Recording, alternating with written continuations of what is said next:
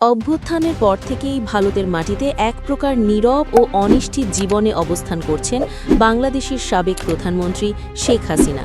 দেশের রাজনৈতিক পট পরিবর্তনের পর তার ভবিষ্যৎ নিয়ে যে ধোঁয়াশা তৈরি হয়েছিল তা এখনও পুরোপুরি কাটেনি। তবে সাম্প্রতিক সময়ে নতুন করে আলোচনার কেন্দ্রে উঠে এসেছে তার সম্ভাব্য প্রত্যর্পণ ইস্যু। বাংলাদেশের নতুন সরকার গঠনের পর থেকেই কূটনৈতিক অঙ্গনে এ নিয়ে তৎপরতা বেড়েছে, আর এর মধ্যেই ভারতের পক্ষ থেকে এসেছে একটি তাৎপর্যপূর্ণ বার্তা, যা বিশ্লেষকদের মতে আগের অবস্থানের তুলনায় অনেকটাই ভিন্ন ইঙ্গিত বহন করছে। দিল্লি আনুষ্ঠানিকভাবে জানিয়েছে শেখ হাসিনাকে বাংলাদেশে ফেরত পাঠানোর অনুরোধ তারা এখন পর্যালোচনা করছে। এই একটি শব্দই কূটনৈতিক মহলে তৈরি করেছে নানা ব্যাখ্যা বিশ্লেষণ। কারণ এতদিন পর্যন্ত ভারতের অবস্থান ছিল অনেকটাই নীরব বা এড়িয়ে যাওয়ার মতো, কিন্তু এখন সরাসরি পর্যালোচনার কথা বলায় অনেকেই মনে করছেন দিল্লি অন্তত বিষয়টিকে গুরুত্বের সঙ্গে বিবেচনা করছে। যদিও এর অর্থ এই নয় যে সিদ্ধান্ত ইতিমধ্যেই চূড়ান্ত হয়ে গেছে, বরং এটি একটি প্রক্রিয়ার অংশ যেখানে আইনি, কূটনৈতিক এবং রাজনৈতিক সব দিকই বিবেচনায় নেওয়া হচ্ছে। গত 17 এপ্রিল ভারতের পররাষ্ট্র মন্ত্রণালয় আনুষ্ঠানিকভাবে এই বিষয়টি নিশ্চিত করে।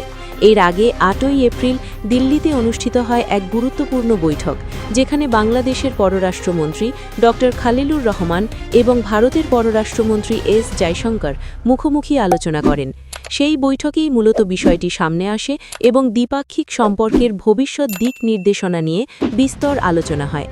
এই বৈঠকের পরই পরিস্থিতি যেন নতুন মোড় নিতে শুরু করে। বিশ্লেষকরা বলছেন ভারতের এই অবস্থান পরিবর্তনের পেছনে রয়েছে একাধিক কারণ। একদিকে রয়েছে আইনি বাধ্যবাধকতা, অন্যদিকে রয়েছে বাংলাদেশের নতুন সরকারের সঙ্গে সম্পর্ক স্থিতিশীল রাখার প্রয়োজন। ভারতের মতো একটি বড় আঞ্চলিক শক্তির জন্য এই দুই বিষয়ের মধ্যে ভারসাম্য রক্ষা করা অত্যন্ত গুরুত্বপূর্ণ। বিশেষ করে দক্ষিণ এশিয়ার বর্তমান ভূ-রাজনৈতিক বাস্তবতায় প্রতিটি সিদ্ধান্তই বহুমাত্রিক প্রভাব ফেলতে পারে। দিল্লির ওপি জিন্দাল গ্লোবাল ইউনিভার্সিটির আইন বিভাগের সহযোগী অধ্যাপক অভিনব মেহরোত্রা মনে করেন, পর্যালোচনা শব্দটি আসলে একটি কূটনৈতিক ভাষা, যা সরাসরি কোনো সিদ্ধান্তের ইঙ্গিত দেয় না, তবে এটুকু বোঝায় যে দরজা পুরোপুরি বন্ধ নয়। তার মতে এটি প্রত্যাখ্যানের চেয়ে অনেক বেশি নমনীয় একটি অবস্থান, কিন্তু একই সঙ্গে এটাও সত্য যে এর মাধ্যমে প্রত্যর্পণের নিশ্চয়তা দেওয়া হয়নি।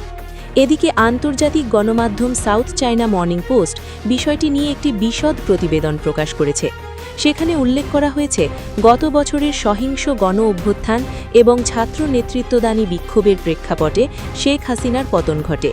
সেই আন্দোলনের সময় মানবতাবিরোধী অপরাধের অভিযোগে বাংলাদেশের আন্তর্জাতিক অপরাধ ট্রাইব্যুনাল তাকে অনুপস্থিত অবস্থায় মৃত্যুদণ্ড দেয়।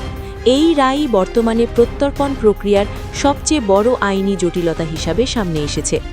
ভারতের দীর্ঘদিনের নীতি হল যেসব ব্যক্তির বিরুদ্ধে মৃত্যুদণ্ডের রায় রয়েছে তাদের প্রত্যর্পণের ক্ষেত্রে বিশেষ সতর্কতা অবলম্বন করা।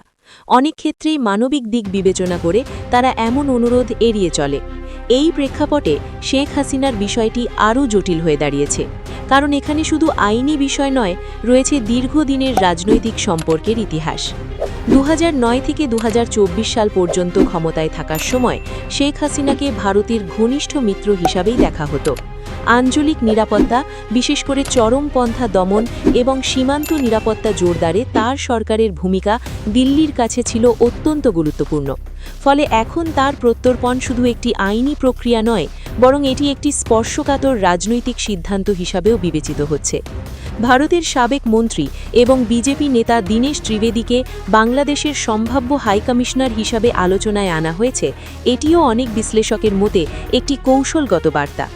এর মাধ্যমে বোঝানো হচ্ছে ভারত রাজনৈতিকভাবে বিষয়গুলো সামাল দিতে আগ্রহী এবং দুই দেশের সম্পর্ককে নতুনভাবে সাজাতে চায়। তবে পুরো বিষয়টির আরেকটি গুরুত্বপূর্ণ দিক হল আঞ্চলিক কূটনীতি। বাংলাদেশ নতুন সরকারের অধীনে যদি চীন বা পাকিস্তানের সঙ্গে ঘনিষ্ঠতা বাড়ায়, তাহলে তা ভারতের জন্য উদ্বেগের কারণ হয়ে দাঁড়াতে পারে।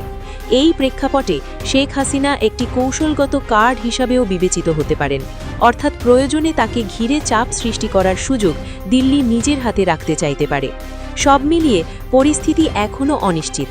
শেখ হাসিনার প্রত্যর্পণ হবে কিনা সেটি নির্ভর করছে একাধিক জটিল সমীকরণের ওপর, যেখানে আইনি বাধ্যবাধকতা, মানবিক বিবেচনা, দ্বিপাক্ষিক সম্পর্ক এবং আঞ্চলিক রাজনীতি সবকিছুই একসঙ্গে কাজ করছে। দিল্লির পর্যালোচনা শব্দটি তাই কেবল একটি আনুষ্ঠানিক বিবৃতি নয়, বরং এর ভিতরে লুকিয়ে আছে অনেক গভীর কূটনৈতিক বার্তা। ভারতের পর্যালোচনা শব্দটি ঘিরে যে কৌতূহল তৈরি হয়েছে সেটি এখন কেবল কূটনৈতিক আলোচনার মধ্যেই সীমাবদ্ধ নেই, এটি সাধারণ মানুষের মধ্যেও নানা প্রশ্নের জন্ম দিয়েছে। আসলে কি ঘটতে যাচ্ছে? আদৌ কি শেখ হাসিনাকে বাংলাদেশে ফিরিয়ে দেওয়া হবে, নাকি এই বিষয়টি দীর্ঘদিন ধরে ঝুলে থাকবে? এসব প্রশ্নের উত্তর খুঁজতে হলে আমাদের আরও গভীরে যেতে হবে, যেখানে আইনের পাশাপাশি রাজনীতির সূক্ষ্ম খেলা স্পষ্ট হয়ে ওঠে। প্রথমত, প্রত্যর্পণ একটি সরল প্রক্রিয়া নয়, এটি দুই দেশের মধ্যে বিদ্যমান চুক্তি, আন্তর্জাতিক আইন এবং সংশ্লিষ্ট দেশের অভ্যন্তরীণ নীতিমালার ওপর নির্ভর করে। বাংলাদেশ এবং ভারতের মধ্যে একটি প্রত্যর্পণ চুক্তি রয়েছে ঠিকই, কিন্তু সেই চুক্তির মধ্যেও কিছু শর্ত ও ব্যতিক্রম রয়েছে। বিশেষ করে যদি কোনো ব্যক্তির বিরুদ্ধে মৃত্যুদণ্ডের রায় থাকে, তাহলে সেই ক্ষেত্রে প্রত্যর্পণ প্রক্রিয়া আরও জটিল হয়ে ওঠে। ভারত সাধারণত এমন পরিস্থিতিতে নিশ্চিত হতে চায় যে প্রত্যর্পণের পর ওই ব্যক্তির প্রতি মানবিক আচরণ করা হবে এবং মৃত্যুদণ্ড কার্যকর করা হবে না, অথবা অন্ততপক্ষে সেই বিষয়ে স্পষ্ট নিশ্চয়তা থাকতে হবে। এই জায়গাতেই এসে বিষয়টি জটিল হয়ে দাঁড়ায়, কারণ বাংলাদেশের আন্তর্জাতিক অপরাধ ট্রাইব্যুনাল যে রায় দিয়েছে সেটি শুধু একটি আইনি রায় নয়, এটি একটি রাজনৈতিক বাস্তবতার প্রতিফলনও বটে। ফলে ভারত যদি শেখ হাসিনাকে ফেরত পাঠাতে চায়, তাহলে তাদেরকে এই বিষয়টি নিয়ে বিশেষভাবে চিন্তা করতে হবে, কারণ এটি শুধু একটি ব্যক্তিকে হস্তান্তর করা নয়, বরং এর মাধ্যমে একটি বার্তা দেওয়া হবে যা আঞ্চলিক রাজনীতিতে বড় প্রভাব ফেলতে পারে। দ্বিতীয়ত, এখানে কূটনৈতিক সম্পর্কের বিষয়টি অত্যন্ত গুরুত্বপূর্ণ। বর্তমান সময়ে বাংলাদেশ ও ভারতের সম্পর্ক একটি নতুন পর্যায়ে রয়েছে। নতুন সরকার ক্ষমতায় আসার পর দুই দেশের মধ্যে সম্পর্ক পুনর্গঠনের প্রক্রিয়া চলছে। এই প্রক্রিয়ায় উভয় পক্ষই চাইছে পারস্পরিক আস্থা তৈরি করতে, কিন্তু একই সঙ্গে কিছু স্পর্শকাতর বিষয় রয়েছে যা এই সম্পর্ককে প্রভাবিত করতে পারে। শেখ হাসিনার প্রত্যর্পণ সেই ধরনেরই একটি ইস্যু, যা ভুলভাবে পরিচালিত হলে দুই দেশের মধ্যে উত্তেজনা তৈরি হতে পারে। ভারতের পররাষ্ট্রমন্ত্রী এস জয়শঙ্কর এবং বাংলাদেশের পররাষ্ট্রমন্ত্রী ড খালিলুর রহমানের সাম্প্রতিক বৈঠকগুলোতে এই বিষয়টি নিয়ে বিস্তারিত আলোচনা হয়েছে বলেই ধারণা করা হচ্ছে। যদিও আনুষ্ঠানিকভাবে খুব বেশি তথ্য প্রকাশ করা হয়নি, তবে কূটনৈতিক সূত্রগুলো বলছে উভয় দেশই একটি সমঝোতামূলক সমাধান খুঁজছে, যেখানে আইনি ও রাজনৈতিক উভয় দিকই বিবেচনায় নেওয়া হবে। তৃতীয়ত, আঞ্চলিক ভূ-রাজনীতির বিষয়টি এখানে অত্যন্ত গুরুত্বপূর্ণ ভূমিকা রাখছে। দক্ষিণ এশিয়া বর্তমানে একটি প্রতিযোগিতামূলক ভূ-রাজনৈতিক অঞ্চলে পরিণত হয়েছে, যেখানে ভারত, চীন এবং পাকিস্তান এই তিনটি শক্তির প্রভাব বিস্তারের চেষ্টা স্পষ্ট দেখা যাচ্ছে।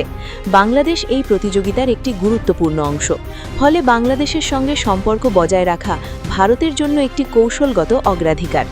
এই প্রেক্ষাপটে শেখ হাসিনা একটি গুরুত্বপূর্ণ ফ্যাক্টর হয়ে উঠতে পারেন, কারণ তিনি দীর্ঘদিন ধরে ভারতের ঘনিষ্ঠ মিত্র হিসেবে পরিচিত ছিলেন।